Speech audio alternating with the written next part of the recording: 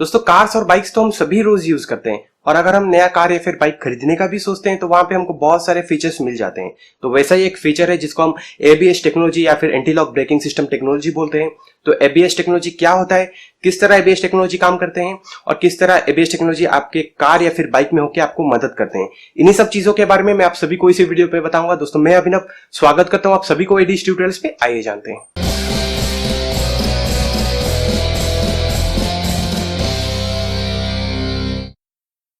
दोस्तों अगर मैं आपको नॉर्मल कार या फिर बाइक के बारे में बताऊं, उन कार या फिर बाइक्स के बारे में बताऊं जहां पे एबीएस टेक्नोलॉजी यूज नहीं होता है, तो वहां पे जब भी आप ब्रेक दबाते हो तो वो जो पहिए होते हैं, व्हील्स होते हैं, वहां पे वो लॉक हो जाते हैं, उनके पहिए लॉक हो जाता है, तो इसलिए गाड़ी स्किड होने लगता है।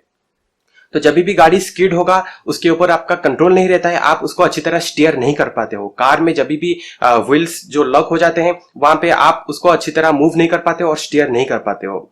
तो यहाँ पे दो साइंटिफिक टर्म सामने आता है जिसको स्लाइडिंग फ्रिक्शन और रोटेशनल फ्रिक्शन बोलते हैं। तो अगर मैं आपको एक एग्जांपल दूं, आइस का एग्जांपल दूं, अगर आप आइस में गाड़ी चलाने की कोशिश करते हो, बाइक चलाने की कोशिश करते हो या फिर कार चलाने की कोशिश करते हो तो वो कभी चलेगा नहीं, वो उसके पहिए सिर्फ घूमते ही रहेंगे क्योंकि वहां पे जो फ्रिक्शन होता है बहुत ही कम होता है, लगभग होता ही नहीं है। तो उसी तरह जब भी आप कोई भी नॉन एबीएस टेक्नोलॉजी के बाइक या फिर कार में ब्रेक दबाते हो तो वहां पे स्किड करने लगता है। गाड़ी स्किड करेगा मतलब उसके जो स्लाइडिंग फ्रिक्शन होता है वो बहुत ही कम होता है। तो स्लाइडिंग फ्रिक्शन क्योंकि कम होता है इसलिए वो स्लाइड होने लगता है और आप उसको अच्छी तरह कंट्रोल नहीं कर पाते हो। तो ऐसे में अगर स्लिपरी सरफेस है तो वहां पे प्रोफेशनल्स और एक्सपर्ट बाइकर्स जो होते हैं उनको भी बहुत मुश्किल होता है वहां पे कंट्रोल करने के लिए, अगर वो ब्रेक दबाते हैं जहां पे एबीएस टेक्नोलॉजी नहीं होता है तो वहां पे उनको बहुत मुश्किल होता है, स्टीयर करने के लिए मुश्किल होता है, स्किड भी करता है आपका बाइक या फिर कार। तो ऐसे में जो टेक्नोलॉजी सामने आया है उसको एबीएस टेक्नोलॉजी या फिर anti lock braking system technology बोला जाता है। जो एबीएस टेक्नोलॉजी होता है वहां पे जब भी आप ब्रेक दबाते हो तो वो स्किड नहीं करता है और वो आपके पहिए या फिर व्हील को लॉक होने से बचाता है। तो एबीएस टेक्नोलॉजी के जरिए आप अपने कार या फिर बाइक को अच्छी तरह कंट्रोल कर सकते हो, अच्छी तरह स्टीयर कर सकते हो और आपके व्हील्स को लॉक होने से बचा सकते हो क्योंकि वहां पे आपके पहिए जो है वहां पे लॉक नहीं होगा। तो ऐसे में एबीएस टेक्नोलॉजी के जो बाइक्स या फिर कार्स होते हैं वहां पे डिस्टेंस भी घट जाता है, टाइम भी घट जाता है, मतलब कार या फिर बाइक को रोकने का जो समय या फिर जो डिस्टेंस है वो बहुत घट जाता है अगर आपके पास एबीएस टेक्नोलॉजी की जो भी कार या फिर बाइक है।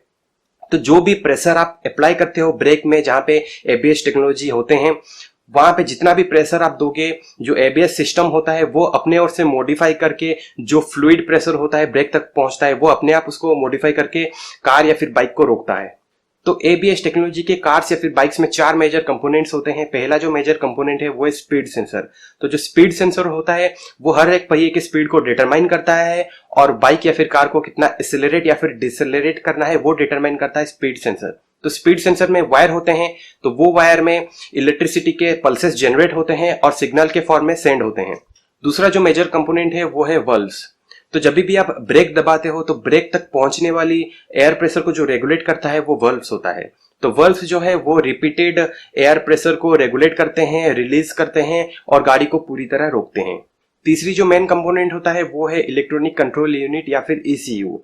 तो स्पीड सेंसर में जो वायर होता है वहां पे जो सिग्नल सेंड होता है पल्सेस के जरिए वो रिसीव करता है ईसीयू, इलेक्ट्रॉनिक कंट्रोल यूनिट। वो सिग्नल को रिसीव करके उसको एम्पलीफाई करता है और वहां से वो फिल्टर करके कैलकुलेट करता है कितना रोटेशनल या एक्सेलरेशन स्पीड चाहिए पहिए को। तो वो डेटा जो होता है वो रिसीव करता है, फिल्टर करता है, उसके बाद वो सेंड करता है वल्व को ताकि वो कितना ब्रेक प्रेशर अप्लाई करे वो वल्व को पता चले।